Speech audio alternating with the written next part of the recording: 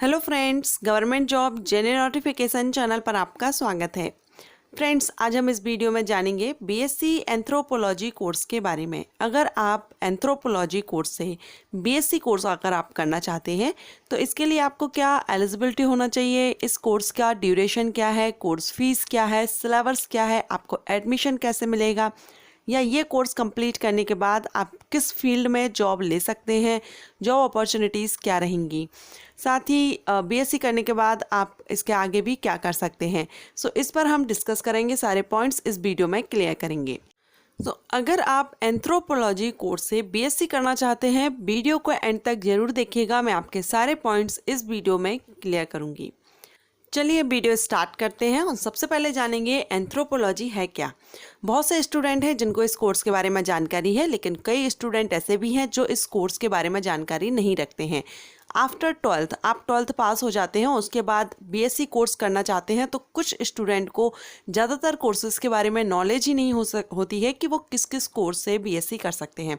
इस पर मैंने एक सेपरेट वीडियो अपलोड किया है कि आप कितने तरह से कोर्सेज से आप बीएससी कर सकते हैं। लिंक आपको आई बटन पर मिलेगी या फिर आप प्लेलिस्ट चेक कर सकते हैं बीएससी कोर्सेज, वहाँ पर आपको सारे कोर्सेज के बारे में पता चलेगा और उसमें से जो भी आप चाहते हैं कमेंट कर दीजिएगा, मैं सेपरेट वीडियो अपलोड कर दूँगी। चलिए अभी हम जाने एंथ्रोपोलॉजी क्या है। तो एंथ्रोपोलॉजी मीन्स होता है मानव विकास से संबंधित विज्ञान। अगर आपको इंटरेस्ट है मानव विकास को जानने में तो आप एंथ्रोपोलॉजी में अपना करियर बना सकते हैं। एंथ्रोपोलॉजी में मानव विकास का इतिहास, मानव का ओरिजिन कैसे हुआ है, उत्पन्न कैसे हुआ है, से लेकर के वर्तमान तक की स्टडी कराई जाती है। एंथ्रोपोलॉजी में जीव विज्ञान, मानविकी एवं भौतिक विज्ञान की जानकारियों का अध्ययन किया जाता है, जिसके द्वारा मानव विकास के बारे में जानकारी मिलती है। अगर आपका इंटरेस्ट है मानविकी में या मानव विकास से जुड़ी हुई जानकारी लेने में, तो आपके लिए ये कोर्स बहुत ही अच्छा साबित हो सकता है, एक बेस्ट ऑप्शन साबित हो सकता है आपके कैरियर के लिए।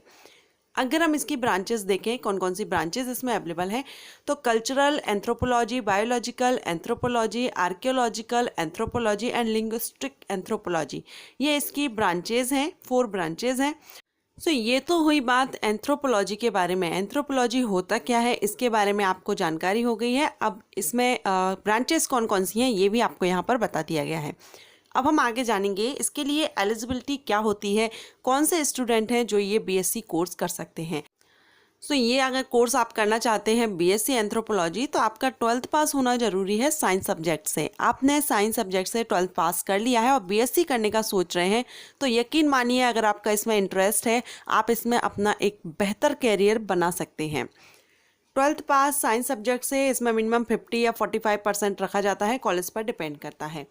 कोर्स फीस अगर हम देखें तो लगभग 50,000 से लेकर के 2 लाख पर एनम, एक साल का आपका खर्चा आ सकता है 50,000 से लेकर के 2 लाख तक का। अब हम जानेंगे एडमिशन प्रोसीजर के बारे में, आप किस तरह से बीएससी एंथ्रोपोलॉजी में एडमिशन ले सकते हैं।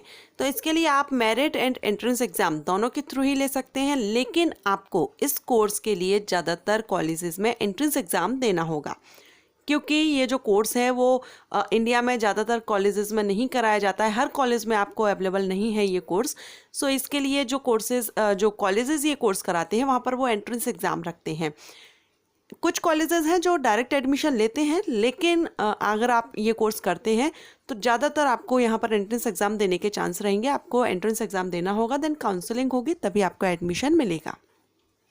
अब हम बात करते हैं सिलेबस की। क्या सिलेबस रहता है, लगभग इसमें आपको कौन कौन से सब्जेक्ट्स आपको स्टडी करने होते हैं। तो फर्स्ट ईयर में आपका रहेगा introduction to social anthropology, anthropology of kinship, archaeological anthropology 1, archaeological anthropology 2, introduction to biological anthropology and biostatistics and data analysis, technical writing and communication in English. ये फर्स्ट ईयर का syllabus है। लगभग आपको ये courses हैं, सब्जेक्ट्स हैं जो आपको इसमें स्टडी करना होगा। अब हम जानेंगे सेकेंड ईयर का सिलेबस क्या रहता है। तो यहाँ पर आपका जो सेकेंड ईयर का सिलेबस रहेगा वो theories of cultural and society, tribes and peasants in India, human genetics, biodiversity and indigenous knowledge, cell biology 2, molecular biology 1, anthropology of India, molecular biology 2, anthropology of religion and politics and economy. ये second year का आपका syllabus रहेगा जो आपको study करना होगा BSc में। अब हम जानेंगे थर्ड ईयर का सिलेबस क्या रहता है। तो यहाँ पर आपको human ecology, biological dimensions and fundamental of human origin and evolution, genomic diversity in human population, biological diversity in human population, human ecology, social and cultural dimensions. So यहाँ पर ये कोर्सेज हैं, सब्जेक्ट्स हैं, सिलेबस है जो आपको study करना होता है। इसके साथ ही आपको कुछ वर्क रहता है प्रैक्टिकल, जैसे प्रोजेक्ट्स जो रहते हैं प्रैक्टिकली आपको बताया जाता है। सो वो भी इस तरह से आपको 3 साल में करना होगा। ये तो है सिलेबस की बात। अब हम जानते हैं जॉब फील्ड क्या है, आप कहाँ कहाँ पर जॉब ले सकते हैं। तो पहले मैं आपको बता दूं कि ये कोर्स करने के बाद आप अपने देश के साथ ही विदेश में भी जॉब ले सकते हैं। जैसे कि अगर हम देखें, इसमें आर्कियोलॉजी के डिपार्टमेंट में आप जॉब ले सकते हैं, यूनिवर्सिटीज़ में आप जॉब ले सकते हैं, NGOs हैं, गवर्नमेंट एजेंसीज़ हैं, प्राइवेट बिजनेस एजेंसीज़ हैं, या human and health service organisations हैं, यहाँ पर आप जॉब ले सकते हैं। जैसा कि मैंने बताया, इस कोर्स में अगर आप अच्छा हायर क्वालिफिकेशन ले लेते हैं तो आपको विदेश में कुछ ऑर्गेनाइजेशंस हैं वहाँ पर भी आपको जॉब मिल सकती है, जैसे कि WHO, यूनिसेफ, यूनेस्को, यहाँ पर भी आपको जॉब मिल सकती है। अब हम जानेंगे आप किस तरह से जॉब ले सकते हैं। तो यहाँ पर as a anthropologist, historic building inspector, conservation officer, archaeologist, archaeological field technician, field investigator, forensic anthropologist, economic anthropologist and cultural anthropologist, आप इस तरह से, या इंफॉर्मेशन टेक्नोलॉजी से भी आप यहाँ पर जॉब ले सकते हैं। सो यहाँ पर आपके चांसेस अच्छे खासे हैं प्राइवेट एंड गवर्नमेंट सेक्टर में, यहाँ तक कि आप विदेश तक में भी जॉब ले सकते हैं। लेकिन इसके लिए होगा आपको BSc के बाद MSc एंड देन PhD करना होगा। PhD करने के बाद आपके ज़्यादा चांसेस रहते हैं रिसर्च फील्ड में जाने के, या जो मैंने इंटरनेशनल ऑर्गेनाइजेशंस आपको बताए वहाँ पर आपको जाने के ज़्यादा चांसेस रहेंगे।